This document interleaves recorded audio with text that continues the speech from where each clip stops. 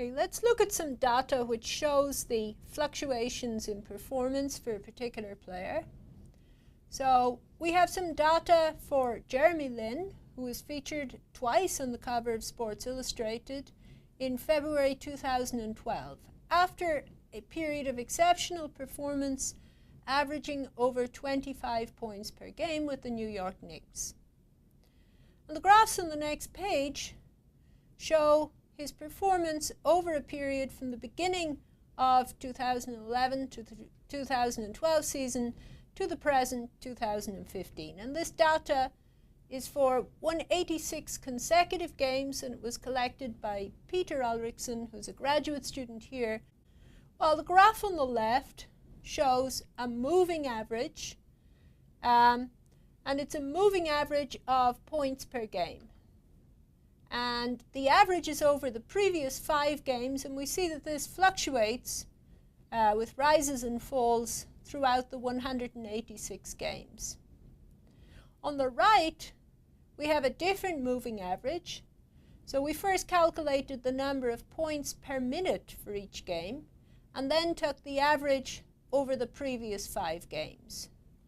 So here on the right, we're taking an average of points per minute, which takes into account the number of minutes Jeremy Lin actually played in the game, which varied considerably.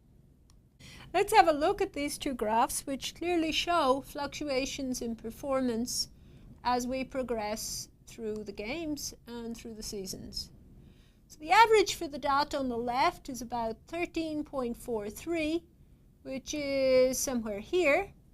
And we see that the moving average fluctuates around this average as we progress.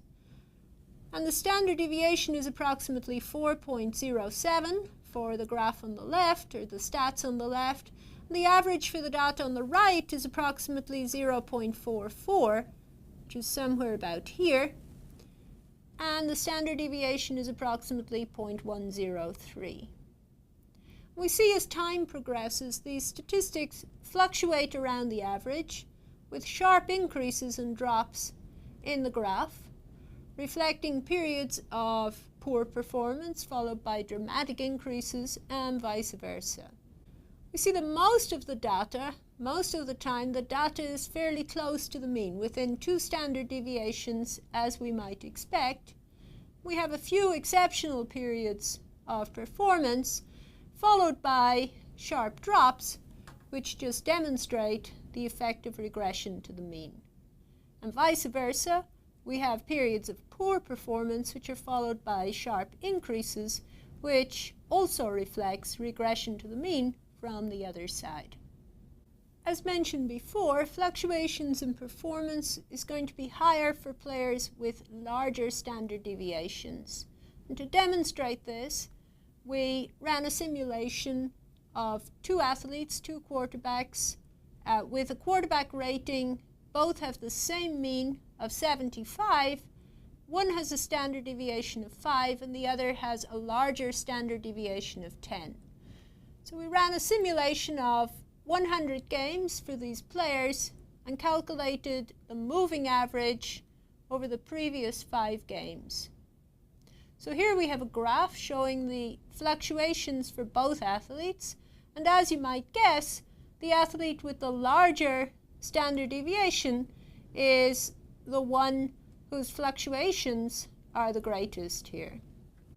So this athlete has higher fluctuations, and you can see that sometimes the statistics for the athlete with the smaller standard deviation are higher than those for the athlete with the larger standard deviation, and sometimes the opposite is true.